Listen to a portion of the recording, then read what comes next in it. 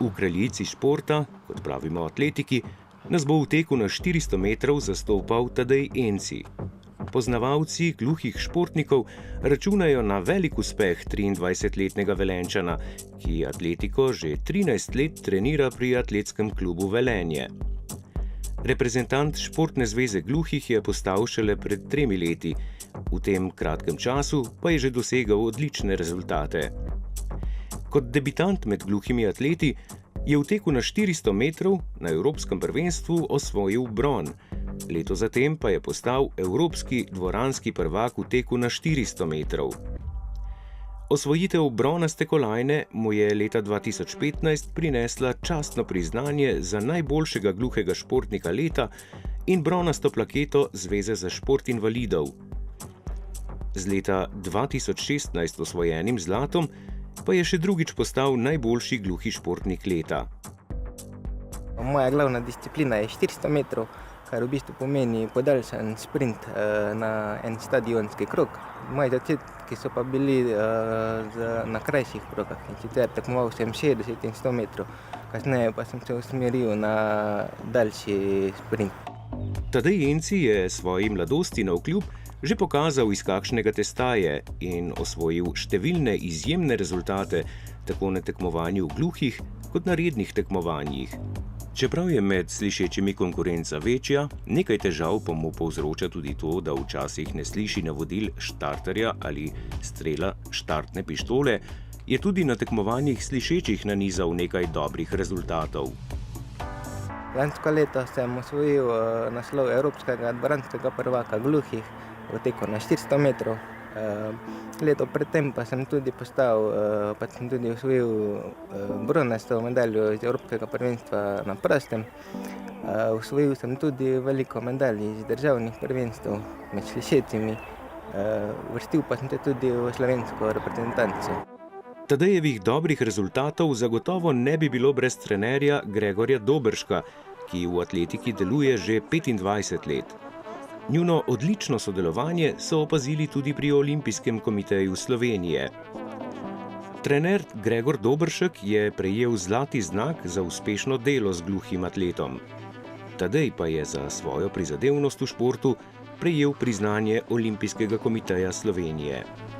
Tadej je visoko motiviran, praktično skoraj 100% realizira trening in tudi tukaj, kot je do zdaj dokazal, na velikih tekmovanjih bo maksimalno motiviran in osredotočen na svoj cilj. Intenzivne priprave je začel že decembra lani, ko je 14 dni treniral na Tenerifu. Drugi del priprav, na katerih je treniral po 2-krat na dan, pa je opravil kar v Velenju. Zadnja testiranja na treningu so nam pokazala dobre čase, najboljše čase do sedaj. Realno stanje pa bomo videli na prvih tekmah, ki se bodo začele prve resne tekme v mesecu juniju. Na samih olimpijskih igrah si želim predvsem uteči osebni rekord na 400 metrov, ki znaša 32 sekund. In potem bomo videli. Tadej trenutno še ne ve, kateri tekmovalci imajo boljše osebne rekorde kot on, saj bo te podatke dobil šele po 11. juniju. Zagotovo pa ve, da ga čaka zahtevno tekmovanje, saj je v njegovi disciplini prijavljenih kar 61 tekmovalcev. Same kvalifikacije na olimpijskih igrah pa potekajo tako, da so kvalifikacije prvi dan. Če pride v naslednji krog, je takoj tekma isti dan popoldan, nato se nadaljuje že naslednji dan tekma in pa tretji dan je že finale.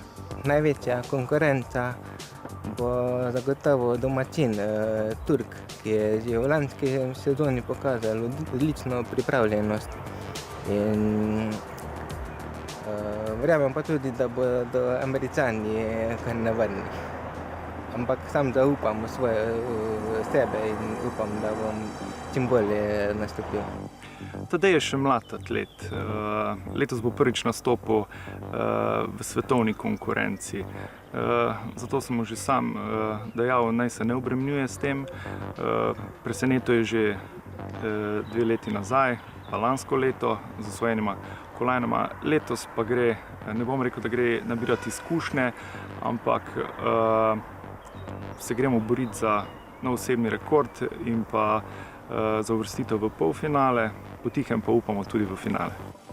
Za preprečevanje poškodb in dobro regeneracijo po treningih in tekmovanjih, ki čakajo Tadeja v juniju, skrbi tudi nepogrešljivi fizioterapevt Tomaž Zamernik. Tekmovanje na olimpijskih igrah bo za Tadeja zelo naporno, saj bo moral, če se uvrsti v finale, teči kar 4-krat v 3 dneh. Zato sta se s trenerjem odločila, da bo tekmoval samo v disciplini 400 metrov in se izkazal po svojih najboljših močeh.